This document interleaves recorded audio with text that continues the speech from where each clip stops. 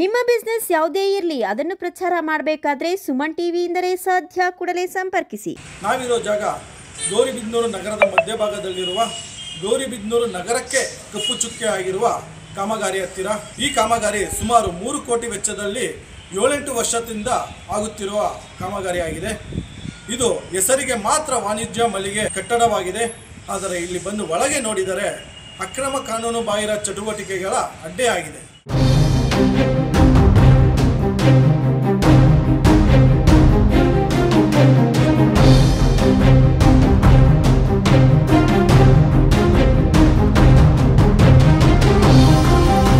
ಆತ್ಮೀಯ ವೀಕ್ಷಕರೇ, welcome to Suman TV. ನಾನು ನಿಮ್ಮ ಸುನೀಲ್ ಆರಾಧ್ಯ. ಪ್ರಿಯ ವೀಕ್ಷಕರೇ, ನಿಮಗೆ ಈ ದೇವರು ಕೊಟ್ಟರು ಪೂಜಾರಿ ಕೊಡಲ್ಲ ಅನ್ನೋ ಗಾದೆ ಗೊತ್ತಿದೆಯಾ? ಈ ಗಾದೆಗೆ ಪೂರಕವಾಗಿದೆ ಇವತ್ತಿನ ಈ ಸುದ್ದಿ. ಸರ್ಕಾರಗಳಿಂದ ಅನುದಾನಗಳು ಬರೋದೇ ಅಪರೂಪ. ಅಂತಹದ್ರಲ್ಲಿ ಬಂದ ಅನುದಾನಗಳನ್ನ ಸದ್ವಿನಿಯೋಗ ಮಾಡದೆ ಹೋದ್ರೆ ಏನನ್ನಬೇಕು ಹೇಳಿ? ಸ್ಥಳೀಯ ಆಡಳಿತ, ಜಿಲ್ಲಾ ಪಂಚಾಯಿತಿ, ತಾಲೂಕು ಪಂಚಾಯಿತಿ ಹೀಗೆ ಎಲ್ಲಾ ಇಲಾಖೆಗಳಿಗೆ ಸರ್ಕಾರಗಳು ಕೋಟಿಗಟ್ಟಲೆ ಅನುದಾನಗಳನ್ನು ಕೊಟ್ಟು ಸಾರ್ವಜನಿಕರಿಗೆ ಉಪಯೋಗವಾಗುವ ಕೆಲಸಗಳನ್ನ ಮಾಡ್ರಯ್ಯ ಅಂದ್ರೆ ನಮ್ಮ ಅಧಿಕಾರಿಗಳು ಮತ್ತು ಆಡಳಿತ ಮಾತ್ರ ಎಮ್ಮೆ ಮೇಲೆ ಮಳೆ ಹೊಯ್ದ ರೀತಿ ಬೇಜವಾಬ್ದಾರಿ ತೋರಿಸುತ್ತಾ ಕೂರೋದು ಸದ್ಯದ ಮಟ್ಟಿಗೆ ಟ್ರೆಂಡ್ ಆಗಿಬಿಟ್ಟಿದೆ.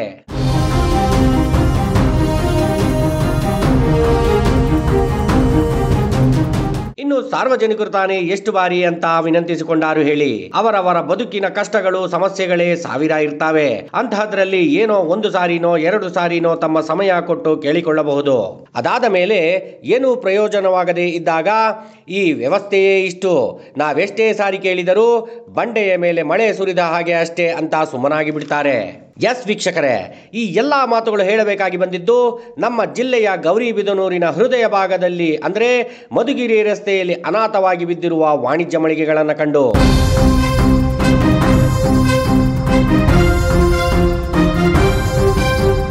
ಸುಮಾರು 10ರಿಂದ 11 ಮಳಿಗೆಗಳನ್ನು ಹೊಂದಿರುವ ಈ ವಾಣಿಜ್ಯ ಸಂಕೀರ್ಣ 3 ಕೋಟಿ ಅನುದಾನದಲ್ಲಿ ನಿರ್ಮಾಣವಾಗಿದೆಯಂತೆ. ಜಿಲ್ಲಾ ಪಂಚಾಯಿತಿ ಮತ್ತು ತಾಲೂಕು ಪಂಚಾಯಿತಿಯ ಸಹಯೋಗದಲ್ಲಿ ಈ ಸಂಕೀರ್ಣವನ್ನ ನಿರ್ಮಿಸಲಾಗಿದೆ.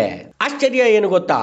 ಈ ಸಂಕೀರ್ಣವನ್ನ ಕಟ್ಟಲು ಈ ಇಲಾಖೆಗಳು ತೆಗೆದುಕೊಂಡ ಸಮಯ ಕಳೆದ 7-8 ವರ್ಷಗಳಿಂದ ಈ ಸಂಕೀರ್ಣವನ್ನ ಕಟ್ಟುತ್ತಿದ್ದಾರಂತೆ ನಮ್ಮ the great ZP and TP departments.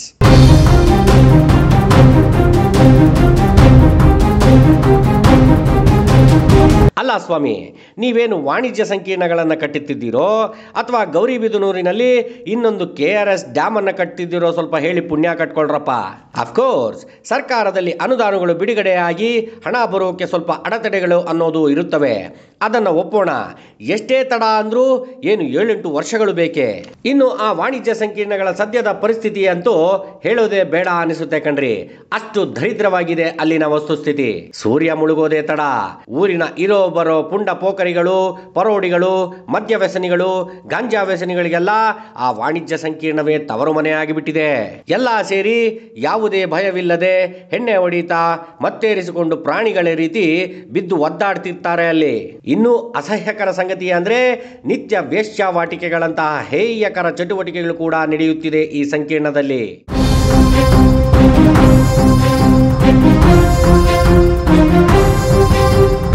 ಗೌರಿಬಿದನೂರಿನ ವೃತ್ತ ನಿರೀಕ್ಷಕರಾದ ಮಾನ್ಯ ಶ್ರೀ ಸತ್ಯನಾರಾಯಣ್ ಸರ್, ದಯಮಾಡಿ ಈ ಸಂಕೀರ್ಣದಲ್ಲಿ ನಡೆಯುತ್ತಿರುವ ಕಾನೂನು ಬಾಹಿರ ಚಟುವಟಿಕೆಗಳಿಗೆ ಬ್ರೇಕ್ ಹಾಕುವ ಕೆಲಸ ಮಾಡಿ. ಇಲ್ಲವಾದಲ್ಲಿ ಇಂತಹ ಚಟುವಟಿಕೆಗಳಿಂದ ಸಾರ್ವಜನಿಕರಿಗೆ ಇನ್ನೇನಾದರೂ ಅಪಾಯ ಸಂಭವಿಸಬಹುದು. ಇದು ನಮ್ಮ ಸುಮನ್ ಟಿವಿಯ ಆಗ್ರಹ ಪೂರ್ವಕ ವಿನಂತಿ.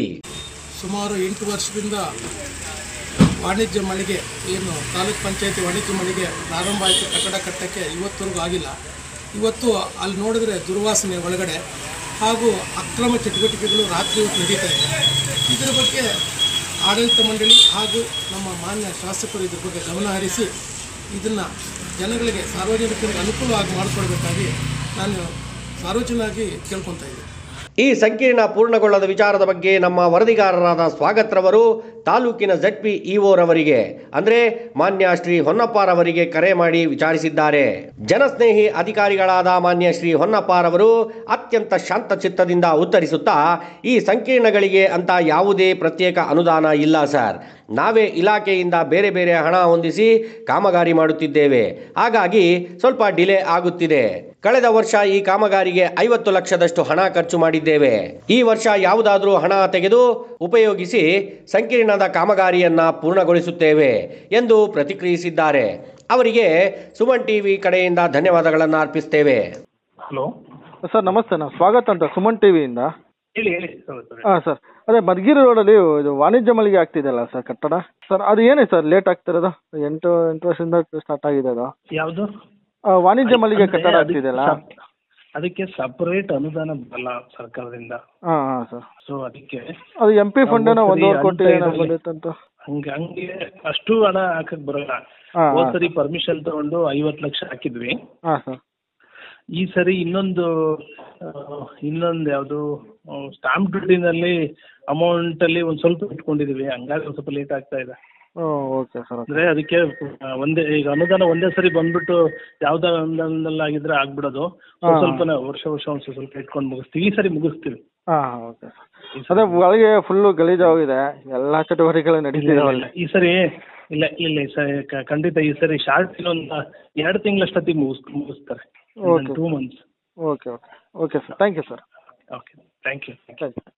ಗೌರಿಬಿದನೂರಿನ ಹಾಲಿ ಶಾಸಕರು ಬಹಳ ಪ್ರಭಾವಿಗಳು ಮತ್ತು ಇಚ್ಛಾಶಕ್ತಿಯುಳ್ಳವರು. ಈ ಸಂಕೀರ್ಣದ ವಿಚಾರವನ್ನು ಗಮನಿಸಿ ಅದಕ್ಕೆ ಬೇಕಾದ ಎಲ್ಲ ವ್ಯವಸ್ಥೆಯನ್ನು ಮಾಡಿ ಸಂಕೀರ್ಣವನ್ನು ಲೋಕಾರ್ಪಣೆ ಮಾಡಿದರೆ ಬಹಳ ಚೆನ್ನಾಗಿರುತ್ತದೆ ಅನ್ನೋದು ಅಲ್ಲಿನ ಬಹುಜನಗಳ ಅಭಿಪ್ರಾಯ.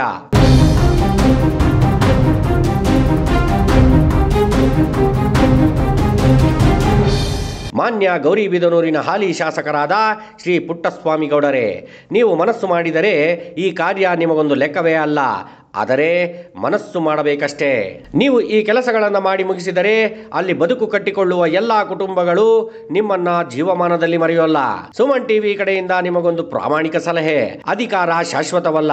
ಹಾಗಾಗಿ ಅಧಿಕಾರದಲ್ಲಿ ಇದ್ದಷ್ಟು ದಿನ ಜನರಿಗೆ ಉಪಯೋಗವಾಗುವ ಕೆಲಸಗಳನ್ನು ಹೆಚ್ಚು ಮಾಡಿ.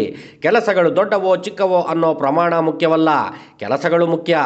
ಇದ್ರೂ ಹೋದ್ರು ಅನ್ನಿಸಿಕೊಳ್ಳುವ ಬದಲು ಇತಿಹಾಸದಲ್ಲಿ ಶಾಶ್ವತವಾಗಿ ಉಳಿದು ಹೋಗುವ ಪ್ರಯತ್ನ ಮಾಡಿ. ವರದಿ ಸ್ವಾಗತ್, ಗೌರಿಬಿದನೂರು.